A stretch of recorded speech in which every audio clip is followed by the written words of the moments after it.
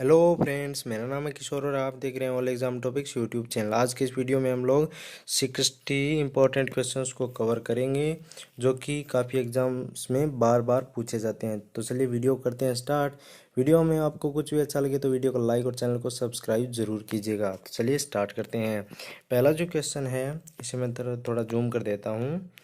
पहला जो क्वेश्चन है वो है, करेंसी नोटों में जालसाजी की पहचान करने के लिए कौन सी तरंगों का प्रयोग किया जाता है। तो इसका जो आंसर है वो है पराबैंगनी। पराबैंगनी किरणों तरंगों का उपयोग किया जाता है। ठीक है, करेंसी नोटों में जालसाजी की पहचान करने के लिए। ठीक है, तो कौन सी तरंगों का उपयोग किया जाता है? पराबैंगनी तरंगों का उपयोग किया जाता है। और इस पीडीएफ का लिंक मैं डिस्क्रिप्शन में दे दूंगा, वहाँ से भी आप इसे डाउनलोड कर सकते हैं। और मैं आपको यहाँ भी बता देता हूँ।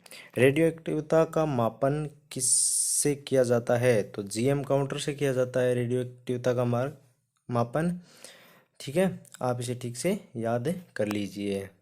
अगला जो क्वेश्चन है वो है क्वेश्चन नंबर 3। और क्वेश्चन नंबर 3 में है, सोनिया परंपरा क्या है? ठीक है, तो इसे ठीक से हम लोग बात कर लेते हैं। ये एनडीए में आया हुआ क्वेश्चन है। एनडीए में काफ़ी इंपॉर्टेंट क्वेश्चन है। अकबर के दरबार के प्रख्यात संगीतज्ञ तानसेन के नाम से जानी जाने वाली संगीत परंपरा है ये। ठीक है, अकबर के दरबार के प्रख्यात संगीतज्ञ तानसेन के नाम से जाने जन नाम से जानी जाने वाली संगीत परंपरा को क्या कहते हैं? सोनिया परंपरा। ठीक है, अगला जो क्वेश्चन है वो क्वेश्चन नंबर 4। विधवा पुनर्विवाह के समर्थन में 1878 में किसने राजमंदूरी, ठीक है, सोशल रिफॉर्म एसोसिएशन की स्थापना की? काफ़ी इंपॉर्टेंट क्वेश्चन है और बार बार परीक्षाओं में पूछा जाता है, तो इसे आप ठीक से याद कर लीजिए और आप कहीं से इसे लिख भी सकते हैं। वीरेशलिंगम, ठीक है, वीरेशलिंगम पत्तुलू। ठीक है, आप ठीक से याद कर लीजिए और आप इसे लिख लीजिए। इसके अलावा आप इसका स्क्रीनशॉट भी ले सकते हैं। अगला जो क्वेश्चन है क्वेश्चन नंबर 5। ये भी काफ़ी इंपॉर्टेंट क्वेश्चन है और काफ़ी एग्जाम्स में आपने भी देखा होगा और मैंने भी देखा है। सार्क सचिवालय कहाँ स्थित है? तो ये है काठमांडू में, जो कि नेपाल की राजधानी है। नेपाल की राजधानी क्या है?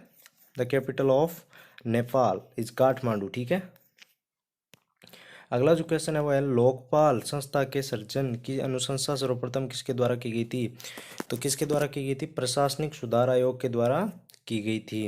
अगला जो क्वेश्चन है क्वेश्चन नंबर 7। कौन सा अम्लीय वर्षा का कारण बन जाता है? तो सल्फर डाइऑक्साइड बनता है अम्लीय वर्षा का कारण। ठीक है, पेयजल के लिए पीएच की वांछनीय सीमा क्या है? यानी स्वच्छ पेयजल की, जो पेयजल होता है उसकी, स्वच्छ पेयजल की पीएच कितनी होनी चाहिए? वांछनीय। ठीक है, तो ये होनी चाहिए 6.5 से 7 के बीच। ठीक है, अगला जो क्वेश्चन है क्वेश्चन नंबर 9। पूर्वी अरुणाचल प्रदेश में सूर्योदय पश्चिमी गुजरात में सूर्योदय से लगभग कितने घंटे पहले होगा?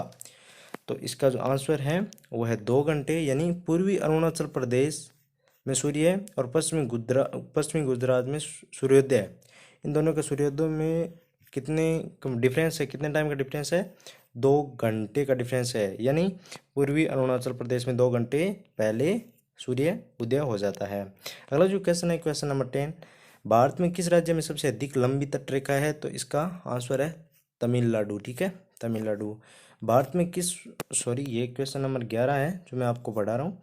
भारत के किस राज्य में सर्वाधिक क्षेत्र में वन आच्छादित हैं? तो इसका जो आंसर है वो मध्य प्रदेश। यानी मध्य प्रदेश में सबसे ज़्यादा वन आच्छादित हैं।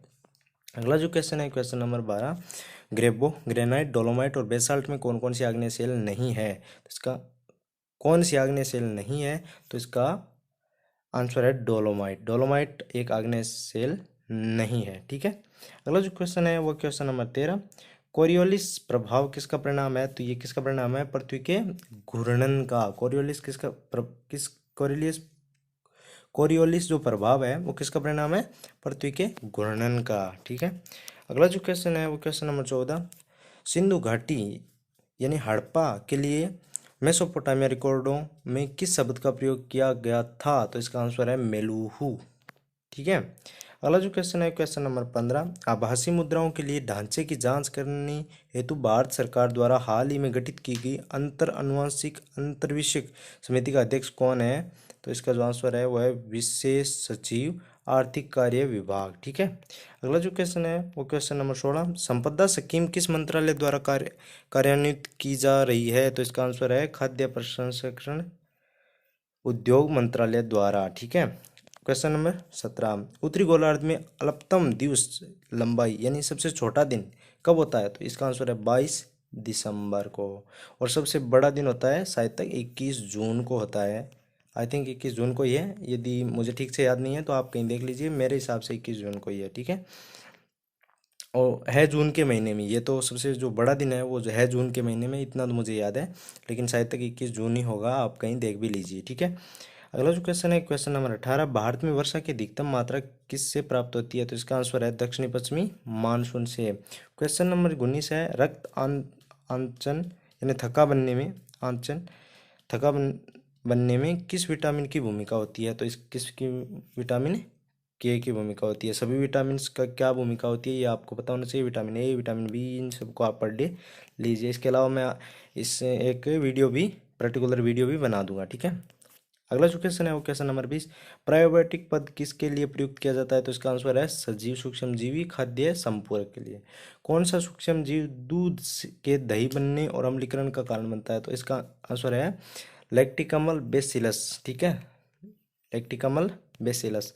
अगला जो क्वेश्चन है क्वेश्चन नंबर 12, न्यूक्लिक अम्लों के आणविक संरचना के संबंधित शोध के लिए फ्रांसिस क्रिक और जेम्स वाटसन के साथ वर्ष 1962 के नोबेल पुरस्कार भागीदार कौन था? तो इसका आंसर है मॉरिस ह्यूग फ्रेडरिक विल्किंस। ठीक है, आप इसे ठीक से याद कर लीजिए, इसे लिख भी लीजिए। अगला जो क्वेश्चन है क्वेश्चन नंबर 23, अधिक ऊंचाई पर जल अपेक्षाकृत कम तापमान पर किसके कारण उबलता है? तो इसका आंसर है वायुदाब कम होता है। इसका मेन कारण है वायुदाब कम होता है।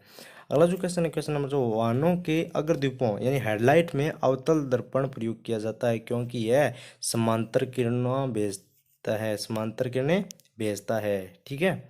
अगला जो क्वेश्चन है वो है क्वेश्चन नंबर 25, यदि किसी वस्तु को पानी में डूबी हुई अवस्था में तोला जाए तो हवा में लिए गए भार की तुलना में उसके भार तो नहीं है, यहाँ भार है, आप इसे ठीक से, ये भार था, ये मैंने खुद ही टाइप किया है, उसे टाइप करने में थोड़ी प्रॉब्लम हो गई। यहाँ भार है पर क्या प्रभाव पड़ेगा? तो कमी होगी। यहाँ भारत नहीं है, यहाँ क्या नाम है, भार है। ठीक है, ये तय है, वो गलती से लग गया है टाइपिंग करते वक्त, कोई बात नहीं, मैंने आपको बता दिया है। अगला जो क्वेश्चन है क्वेश्चन नंबर 26, प्रकाश वर्ष यानी लाइट ईयर किसकी माप है? तो ये किसकी माप है?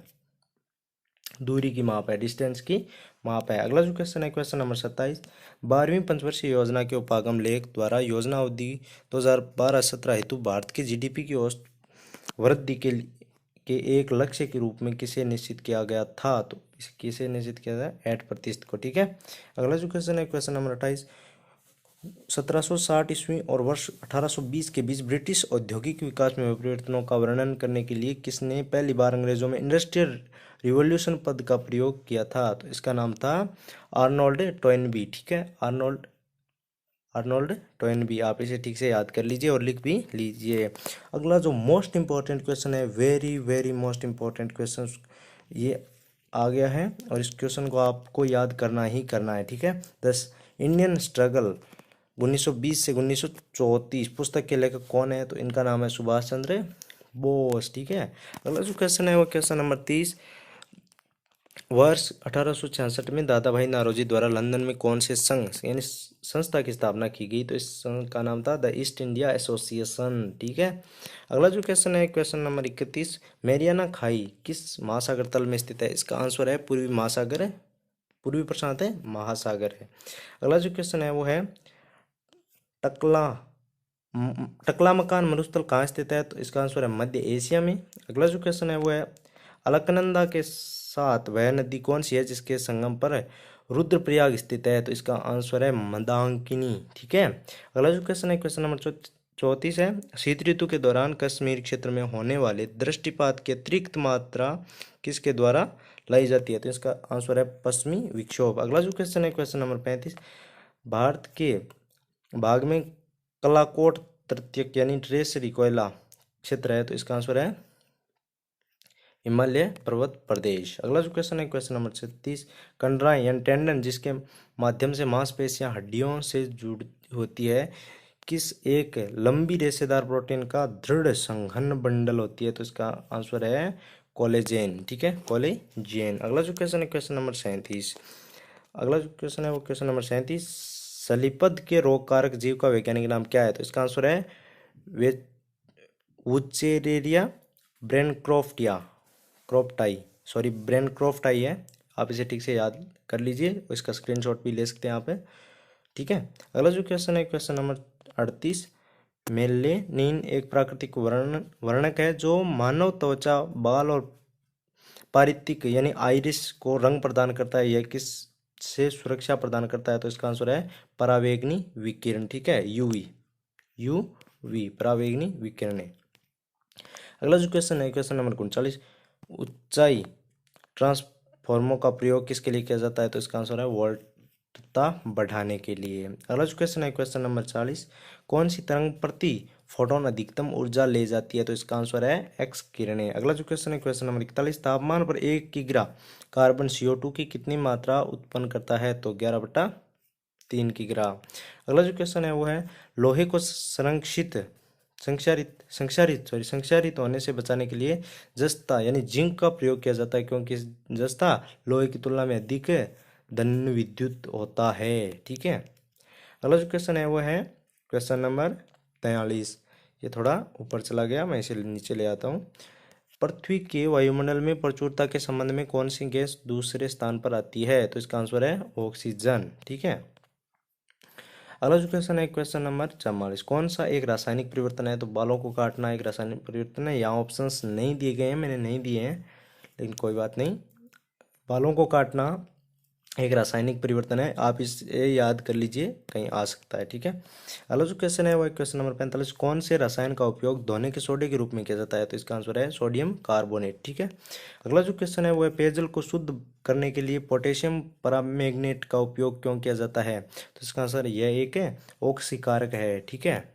अगला जो क्वेश्चन है कौन सा यात्राव्रत मोहम्मद बिन तुगलक के शासनकाल के बारे में गहरी जानकारी प्रदान करता है? तो इसका आंसर है इब्न बतूता का रेहल्ला, यानी इब्न बतूता का रेहल्ला, ठीक है।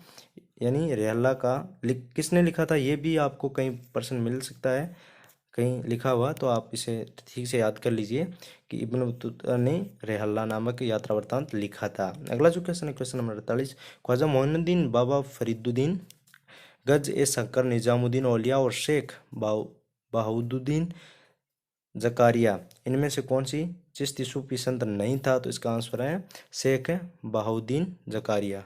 अगला जो क्वेश्चन है क्वेश्चन नंबर 49, अप्रैल 2017 में भारत ने महात्मा गांधी से संबंधित किस घटना के 100 वर्ष पूरे होने का समारोह मनाया? तो चंपारण सत्याग्रह। ये ठीक से याद कर लीजिए, ये करंट अफेयर्स का क्वेश्चन नहीं है, ये इंपॉर्टेंट क्वेश्चन है, आप इसे ठीक से याद कर लीजिए। किस घटना के कारण इंद्रधनुष दिखाई देता है? तो इसका आंसर है प्रकाश का परिक्षेपण के कारण है। प्रकाश का जो परिक्षेपण होता है इसके कारण हमें इंद्रधनुष दिखाई देता है, ठीक है। किसके परावर्तन को प्राप्त कर चमगादड़ें अपने मार्ग में अवरोधों की पहचान कर सकती हैं? तो इसका है पराश्रव्य तरंगें। अगला जो क्वेश्चन है क्वेश्चन नंबर 52 यानी 52, निम्न ताप पर रखी किसी वस्तु से उच्च ताप पर रखी वस्तु की ओर ऊष्मा स्वतः प्रवाहित नहीं हो सकती, यह कथन क्या कहलाता है? इसे क्या कहते हैं? ऊष्मा गति का प्रथम नियम, ठीक है। अगला जो क्वेश्चन है वो क्वेश्चन नंबर 53, हाइड्रोफ्लोरिक अम्ल का मुख्य उपयोग क्या है? तो कांच के निक्षारण का अम्ल लेखन में, ठीक है। अगला जो क्वेश्चन है क्वेश्चन नंबर 54, यौगिक C6H12 O4 में C का द्रव्यमान क्या होता है? तो H के द्रव्यमान प्रतिशत की तुलना में C का द्रव्यमान प्रतिशत 6 गुना होता है, ठीक है।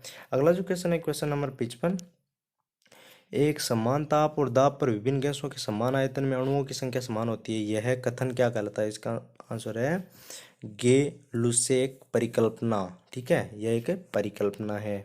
अगला जो क्वेश्चन है क्वेश्चन नंबर 56, संसद के किसी भी सदन का सदस्य न होने पर भी कौन संसद के दोनों सदनों की बैठकों में उपस्थित हो सकता है? तो इसका आंसर है भारत का महान्यायवादी, ठीक है। अगला जो क्वेश्चन है क्वेश्चन नंबर 57, किसके बारे में माना गया है कि 1857 में ब्रिटिश के विरुद्ध षड्यंत्रकारी सन्यासियों और फकीरों का नेता था? इसका आंसर है नाना साहेब।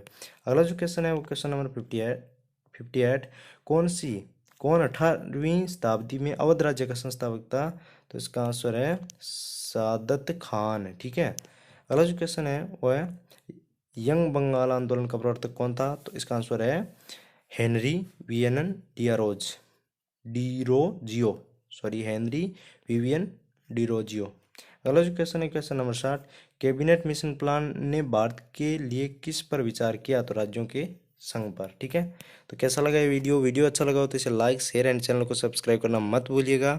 इसी प्रकार के वीडियोस मैं आपके लिए लाता रहूँगा। तो मिलते हैं अगले वीडियो में।